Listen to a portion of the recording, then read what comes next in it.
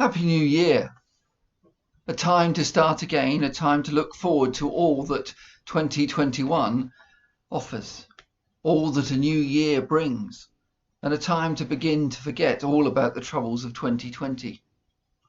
A time to think about new starts, to consider making New Year resolutions, the commencing of diets, maybe, the promising not to drink too much, eat too much, or maybe swear too much. Trying to consider others, looking to be more caring and considerate, hoping somehow to have the strength to cope with the demands that life places upon us even more. But with a new year, what do the readings that we heard read have to say to us from John's Gospel and Matthew's Gospel? In thinking about these two readings, I'd like to suggest that there are two errors that many Christians fall into in the Christian life. And it seems to me that a lot of time in our living of the Christian life, we actually need to keep these errors in mind and review our actions in the light of them.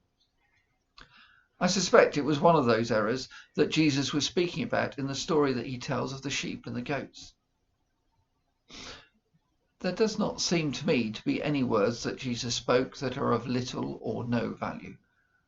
And so maybe we'd do well at the start of the new year to simply spend some time rereading the gospel accounts and hearing again the words of Jesus. Because I think sometimes they do seem to become over familiar to some of us. When was it that we last actually sat ourselves down and read through one of the gospel accounts, either in one sitting or over a period of a few days? The so-called familiarity that we have with those records can lead us to stop listening to what God is really wanting to say to us. Reminds me a little bit of the vicar who was having a problem with his microphone one day, and remembering that this is in an Anglican context, he suddenly pronounced, "There's something wrong with this microphone," to which the response came back from the congregation firmly and loudly, "And also with you." The words were so familiar, and the patterns of speech were therefore simply repeated. I wonder whether some of us fall into the same trap when we say the words of the Lord's Prayer, or when we suddenly hear the organist or guitarist or musician, whatever it is, strike up the notes or the chords to one of our favourite hymns and songs. I wonder if our mood in worship is determined by God, and whether what God is speaking to us about, or whether it's more honestly a reflection of the things that we like to hear and like to do.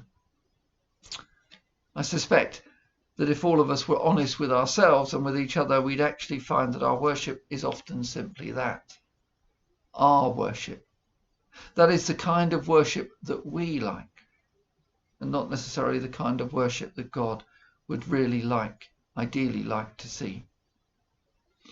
The story's often been told about how Matt Redman came to write that song, "When the music fades and all is stripped away, I'm coming back to the heart of worship. It's all about you, Jesus."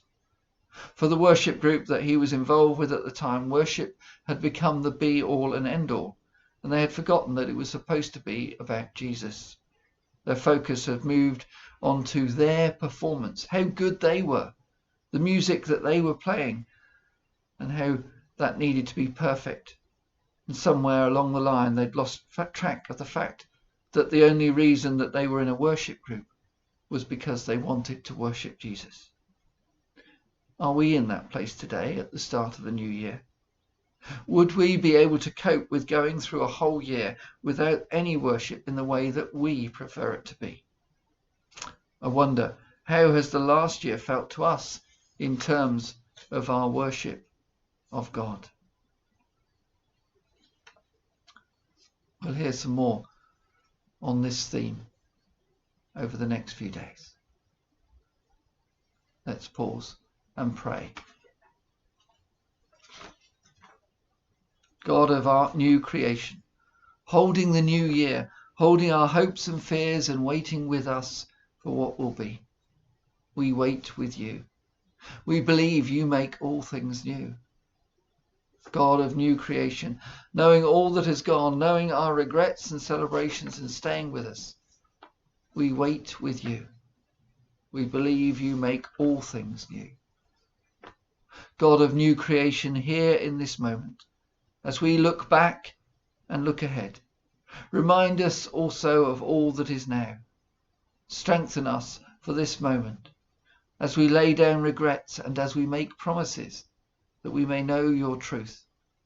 For you make all things new, and we offer all that is, all that has been, and all that will be, that we may find your new creation for us and for all people. Amen.